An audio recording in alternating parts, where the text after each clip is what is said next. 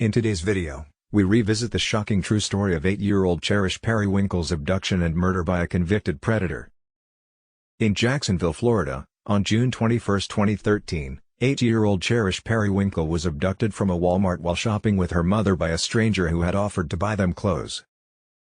The man, Donald James Smith, was a 56-year-old career predator who had first approached Perrywinkle and her mother in a dollar store. He convinced them to join him at the nearby Walmart, where he promised to treat the struggling family to McDonald's and new outfits. However, Smith's true intentions were far more sinister. Smith, a convicted predator who had been listed on the public sex offender registry since 1993, had been released from prison just 21 days prior to that day, after serving time for a child abuse charge. Smith had noticed that Rain Perrywinkle was having trouble paying for her children's clothes, and he took advantage of the situation. He offered to buy them clothes at a nearby Walmart using a gift card that he and his wife never used. He assured Rain Perrywinkle that his wife would meet them at the store with the card, but this was all part of his plan to gain the family's trust and ultimately kidnap Cherish Perrywinkle. By 10 p.m. on the night of Cherish Perrywinkle's abduction, Smith's supposed wife had not yet arrived, and Rain Perrywinkle's children were all hungry for dinner. In response, Smith offered to buy them all a meal at the nearby McDonald's, and while Perrywinkle waited behind with the other children, Smith tragically took Cherish with him, and it was the last time anyone saw her alive. When an hour later, Rain Perrywinkle realized that both Smith and Cherish Perrywinkle hadn't returned, she borrowed a Walmart employee's cell phone and contacted the police to report that Cherish had been kidnapped. 6 hours after Rain Perrywinkle made the distressing 911 call, the police issued an Amber Alert for Cherish Perrywinkle.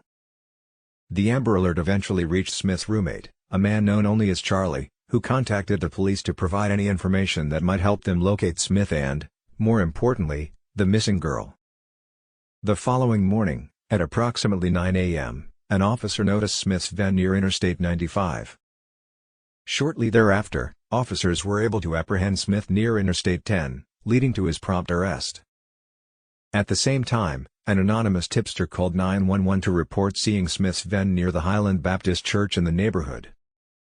It was behind the church in the creek where police discovered the lifeless body of Cherish Perrywinkle wearing the same dress she had on the previous night, her body mutilated, with contusions and ant bites, hemorrhaging, and broken blood vessels around her neck, where she had been strangled to death.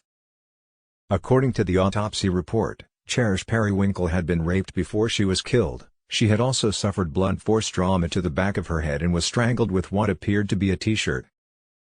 The force of the strangulation was so intense that she started bleeding from her gums, nose, and eyes. Smith was charged with first-degree murder, kidnapping, and rape of Cherish Perrywinkle. Smith's trial in 2018 was a traumatic experience for all those involved. The presentation of evidence was particularly difficult, with the chief medical examiner having to take a break and the jury breaking down in tears.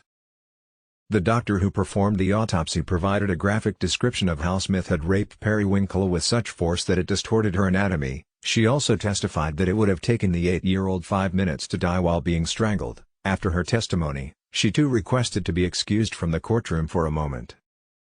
The state attorney emphasized the brutality of Perrywinkle's death, stating that Cherish did not die quickly, and she did not die easily. In fact, hers was a brutal and tortured death.